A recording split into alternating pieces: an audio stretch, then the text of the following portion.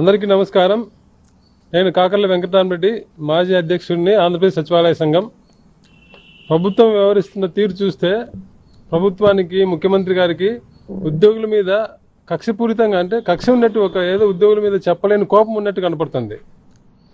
నిన్న ప్రభుత్వం ఒక జీవో ఇచ్చింది, 1426 ఒక జీవో ఇచ్చింది. ఆ జీవో ద్వారా అగ్రీడ్ లిస్ట్ సిస్టమ్ అనే కొత్త పద్ధతి, అంటే ఉద్యోగులను ఇబ్బంది పెట్టడానికి, ఉద్యోగులను వేధించడానికి కొత్త పద్ధతి తీసుకొచ్చింది.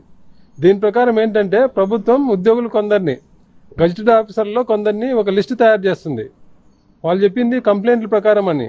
కానీ ప్రభుత్వం ఎవరికైతే నచ్చిన వాళ్ళందరినీ ఒక లిస్టు తయారు చేసి ఆ అధికారుల మీద, వాళ్ళ ఆస్తుల మీద నిఘా, వాళ్ళ ప్రవర్తన మీద నిఘా, వాళ్ళు ఎక్కడ పోతున్నారు, వాళ్ళని ఎవరిని గడులుస్తున్నారు అని నిఘా. అంటే ఉద్యోగులను మేము చెప్పిన మాట వినకపోతే మిమ్మల్ని ఈ లిస్టులో పెట్టి మిమ్మల్ని ఇబ్బంది పెడతాం, మిమ్మల్ని వెంటాడతాం, మీ మీద ఏసీబీ కేసులు పెడతాం, మిమ్మల్ని సస్పెండ్ చేస్తామని బెదిరించడానికి ప్రభుత్వం ఇలాంటి జీవో తీసుకొచ్చింది. మీరు ఉద్యోగులకు ఇవ్వాల్సిన అన్ని పెండింగ్ పెట్టి, ఉద్యోగులు ఒక డిఏ ఇవ్వరు, ఒక పిఆర్సీ ఇవ్వరు, ఒక ఐఆర్ ఇవ్వరు, పెండింగ్ బిల్స్ అన్ని పక్కన పెట్టిన ఉద్యోగులకు ఇవ్వాల్సిన ఒక్కటి కూడా చేయకుండా ఉద్యోగులు ఇబ్బంది పెట్టి ఇలాంటి పనులను చేయడం ఎంతవరకు సమంజసం? ఎప్పుడు కూడా ప్రభుత్వం అంటే, అసలు టీడీపీ ప్రభుత్వానికి ఉద్యోగులు అంటే ఇంత కక్ష ఏమో అర్థం కాదు. ఇప్పుడే గతంలో కూడా చాలాసార్లు ముఖ్యమంత్రి గారు గతంలో మనసులో మాట అని 99 ఆ టైంలో మనసులో మాట అని ఒక పుస్తకం రాసుకున్నారు.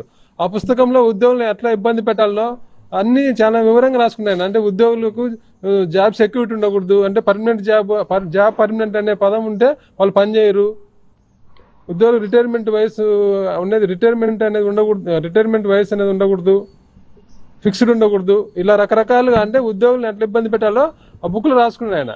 దాని ప్రకారమే ఆ బుక్ లో అన్ని జీవోలు ఇచ్చింది, అప్పుడే ఇచ్చింది. ఇప్పుడు ప్రభుత్వం ఏదైతే జీవో ఇచ్చిందో, ఈ అగ్రీడ్ లిస్ట్ సిస్టమ్ అంటే ఎంపిక చేసిన ఉద్యోగులు, తమకు నచ్చని ఉద్యోగులను టార్గెట్ చేసి వాళ్ళని వేధించే కార్యక్రమం ఏదైతే ఉందో అది ఇప్పుడు ఇచ్చిన జీవో కాదు, అది 2003లో ఇచ్చింది జీవో. ఇదే జీవో 2003లో ఇచ్చింది. అయితే అప్పుడు గవర్నమెంట్ వెళ్ళిపోయే ముందు 2 నెలల ముందు 3 నెలల ముందో ఇచ్చిండ్రు. ఈ ప్రభుత్వం మారిపోయిన తర్వాత వచ్చిన ముఖ్యమంత్రి రాజశేఖర రెడ్డి గారు ఉద్యోగుల పట్ల ఫ్రెండ్లీగా ఉన్నారు కాబట్టి అలాంటి జీవోలను పక్కన పెట్టేసిండ్రు. మళ్ళీ ప్రభుత్వం వచ్చిన తర్వాత మళ్ళీ దాన్ని బయటకు తీసిండ్రు, మళ్ళీ ఉద్యోగులను ఎట్లా వేధించాలని. ఎందుకంటే 3 రోజుల కింద, ఈ మధ్య కాలంలో ఒక వారం 10 రోజుల కిందట ముఖ్యమంత్రి గారు ఒక మీటింగ్ లో మాట్లాడిన వీడియోలు ఉంటాయి, మీరు చూడండి. దాంట్లో ఆయన స్వయంగా చెప్పిండు, కొందరు ఉద్యోగులు చెప్పిన మాట వినడం లేదు, వాళ్ళని కంట్రోల్లో పెట్టాలని. ఆ కంట్రోల్లో పెట్టడానికి భాగంగానే ఇది తీసుకొచ్చింది అనమాట. అంటే ఉద్యోగులు రూల్ ప్రకారం పని చేయకూడదు, మీరేం చెప్తే అది చేయాలి, దాని ప్రకారం మీకు ఇష్టం వచ్చినట్టు పని చేయాలి.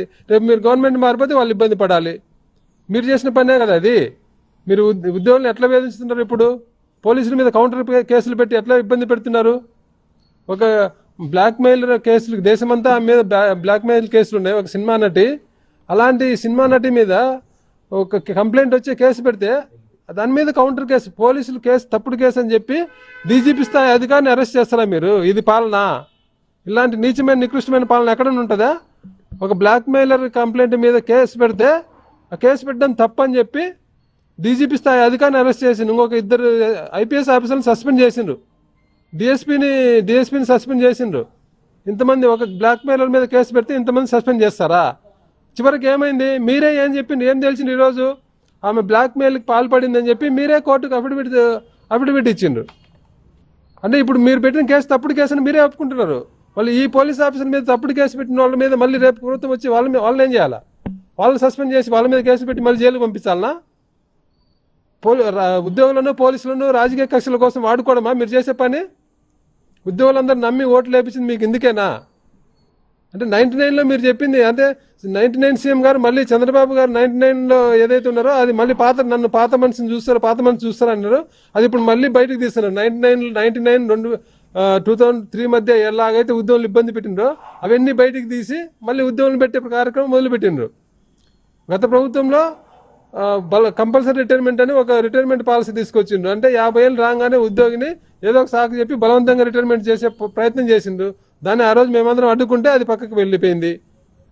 మళ్ళీ ఇప్పుడు ఇది ఉద్యోగులను ఇబ్బంది పెట్టడానికి, నచ్చని ఉద్యోగులను బ్లాక్మెయిల్ చేయడానికి ఇది ఒక పద్ధతి తీసుకొచ్చిండ్రు. అసలు టీడీపీ ప్రభుత్వానికి ఉద్యోగులు అంటే ఎందుకంత కక్ష అర్థం కాదు. 2019-14 మధ్య అప్పటి టీడీపీ ప్రభుత్వం 173 మంది మీద ఏసీబీ కేసులు పెట్టింది. ఏసీబీ కేసులు అంటే లంచం తీసుకుంటా అంటే రెడ్డి అని పట్టుకొని కేసులు పెట్టచ్చు, అట్లా కాదు.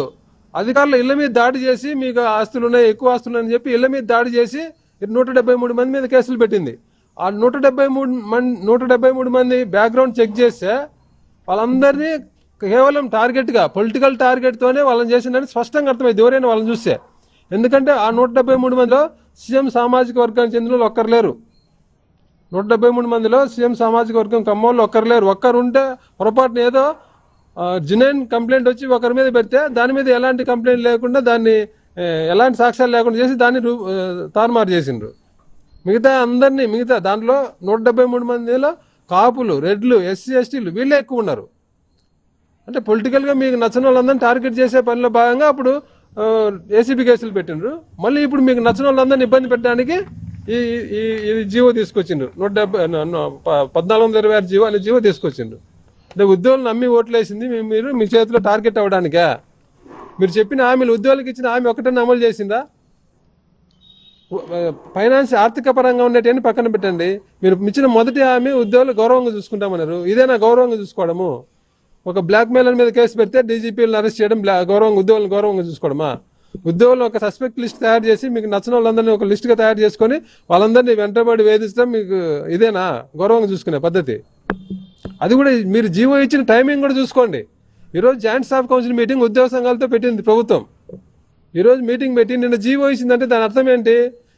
ఈ డిఏలు జిఏలు ఈరోజు మీటింగ్లో డిఏల మీద పిఆర్సీ ఐఆర్ మీద చర్చ జరగకూడదు. ఉద్యోగుల సంఘాల నాయకులందరూ ఈ జీవో పట్టుకొని ఇదేంది జీవో ఇబ్బంది పెట్టిన మమ్మల్ని దీన్ని విత్డ్రా చేసుకుని అని అడగాలి. అంటే పక్కకు మిగతా అంశాలన్నీ పక్కకు పోవాలి. డిఏలు పిఆర్సీ ఐఆర్ అన్ని పక్కకు పోవాలి. దీని మీదే చర్చ జరగాలి అనే ఒక దురుద్దేశంతో కదా ఈరోజు నిన్న జీవో ఇవ్వడానికి ఉద్దేశం ఏంటి? ప్రభుత్వం ఉద్యోగులు డైవర్ట్ చేయడానికి కదా. ఉద్యోగులకు ఏమి ఇవ్వడం లేదు. ఉద్యోగులు ఆవేదన ఉంది, రోడ్డు మీదకి రావడానికి సిద్ధంగా ఉన్నారు, ఉద్యమానికి సిద్ధమైనరు, ధర్నాలు చేస్తున్నారు అని ఈ ఉద్యోగుల ఇది కోపాన్ని తగ్గించడానికి, ఉద్యోగుల కోపాన్ని డైవర్ట్ చేయడానికి సరే డిఏపిఆర్స్ లైన్ పక్కన పోని ముందు మా మీద రాకుండా మా ఇళ్ళ మీదకి రాకుండా ఉంటే చాలు ఏసీబీ అనే కాడికి ఉద్యోగులు తీసుకురావడానికి అది జీవో తెచ్చిండ్రు. ఉద్యోగ సంఘాల నాయకుడు కూడా ఒకటే విజ్ఞప్తి చేస్తున్నా, ఈరోజు జరిగే మీటింగ్లో దీంతో పాటు ఉద్యోగులు రావాల్సిన అంశాలన్నీ గట్టిగా కొట్లాడండి.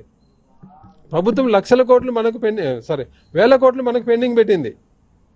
బకాయిలన్నీ అధికారంలోకి వస్తే బకాయిలను తీర్చేస్తామన్నారు. తీర్చకపోగా 20,000 కోట్ల బకాయి ఈరోజు 40,000 50,000 కోట్లు అయింది. దాని గురించి గట్టిగా కొట్లాడండి, ప్రభుత్వాన్ని నిలదీయండి.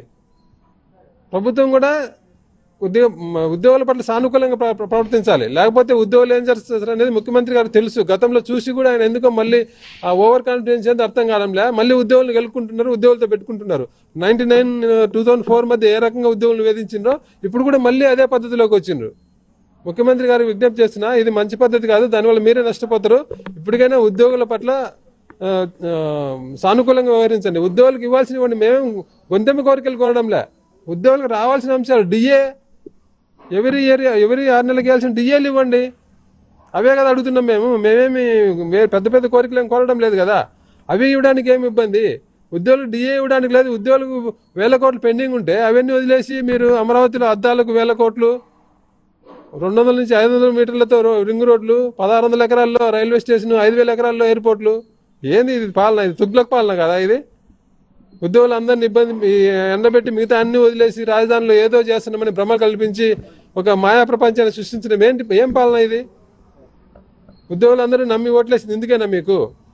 ఇప్పటికైనా ముఖ్యమంత్రి గారు మాయా ప్రపంచంలోంచి బయటకు వచ్చి వాస్తవాలను గ్రహించి ఉద్యోగుల ఆవేదన అర్థం చేసుకుని ఉద్యోగులకు రావాల్సినట్టు ఇవ్వాలని చెప్పి కోరుతున్నా.